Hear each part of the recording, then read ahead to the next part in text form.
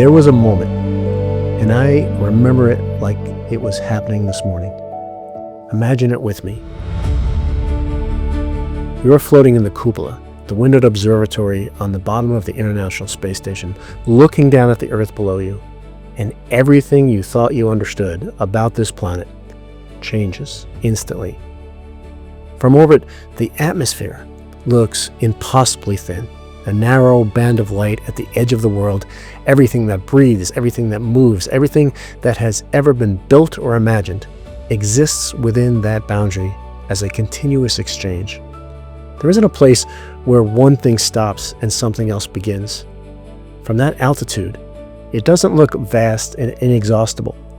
It looks like a paper-thin skin wrapped around the planet, a fragile membrane. And in that moment, you understand with absolute certainty that that thin layer is keeping every living thing on this planet alive. You watch as thunderstorms cast long shadows across the horizon, as you close in on one of the 16 daily orbital sunsets. The clouds change to pink and then red and then gray and finally black. And as you close into the nighttime shadow of the Earth, you gasp. As all the lights of the cities and towns, all the evidence of human activity suddenly comes to life below you. The beauty is magnificent, whole, complete, undeniable. In that moment, you're struck by both the breathtaking beauty of our home and the sobering weight of what is happening on its surface. You realize that life on Earth is not always as beautiful as our planet looks from space. But here is what I also want you to know. Looking at the Earth from space does not fill you with despair.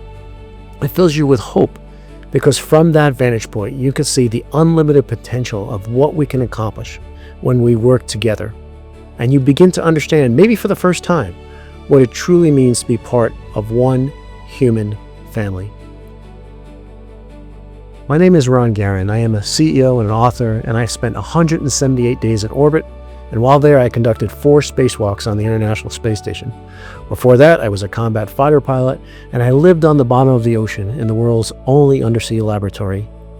Now I share this not as credential, but as context, because what all of those experiences have in common is this: they all required a shift in perspective to navigate.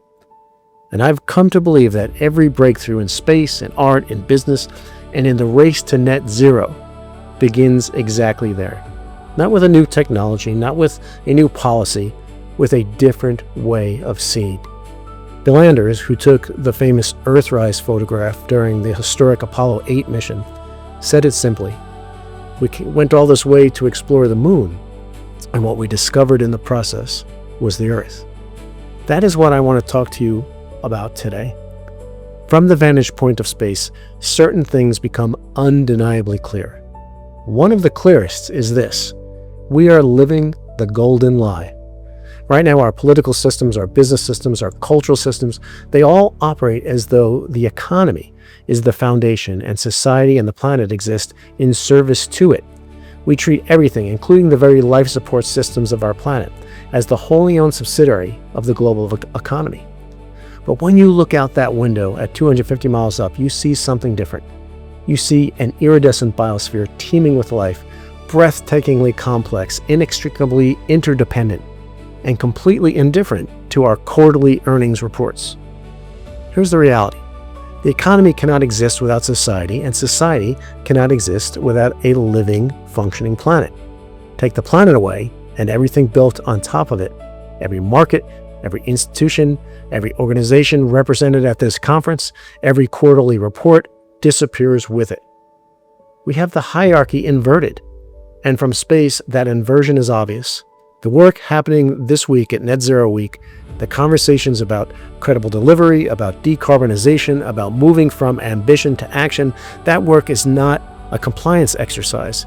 It's a course correction to the trajectory of our world that's intended to nudge us away from the path of destruction and onto the path toward a future that we would all want to be a part of.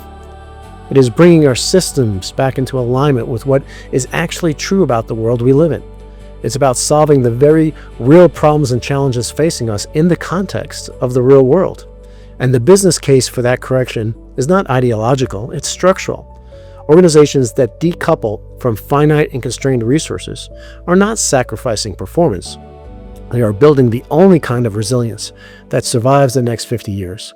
Those that remain locked in short-term thinking will find themselves at a structural disadvantage as supply chains, climate systems, and the expectations of the next generation shift beneath them. Now, I want to share a tool I use every day. It's borrowed from cinematography, and it's called a dolly zoom.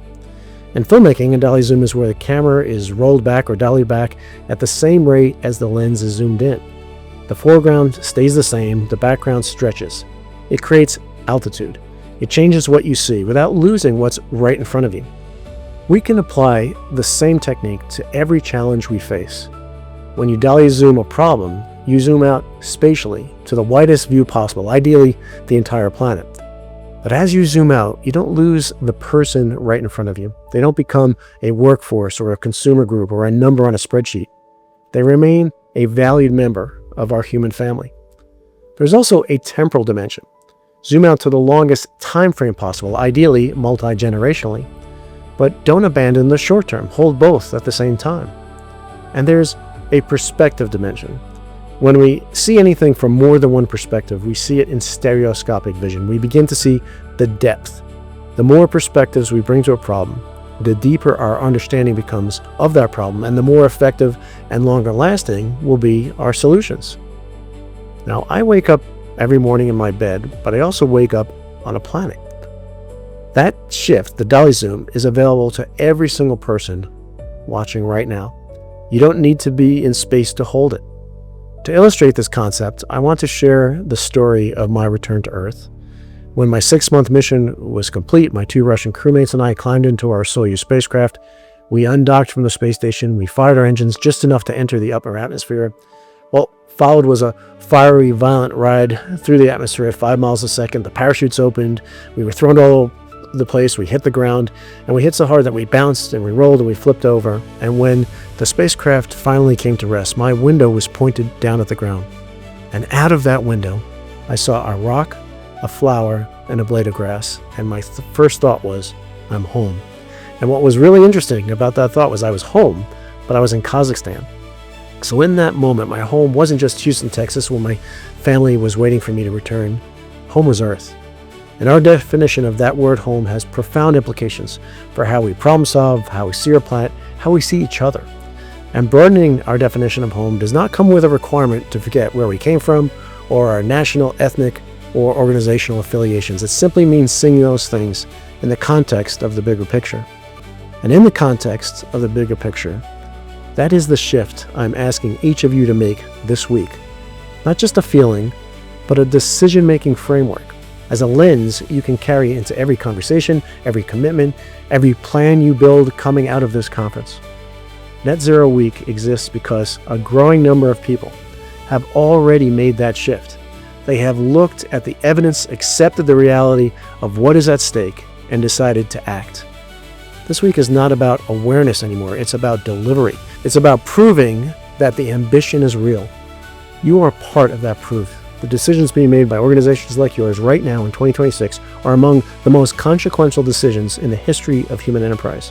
What gets built, what gets funded, what gets phased out, what gets replaced, it all matters.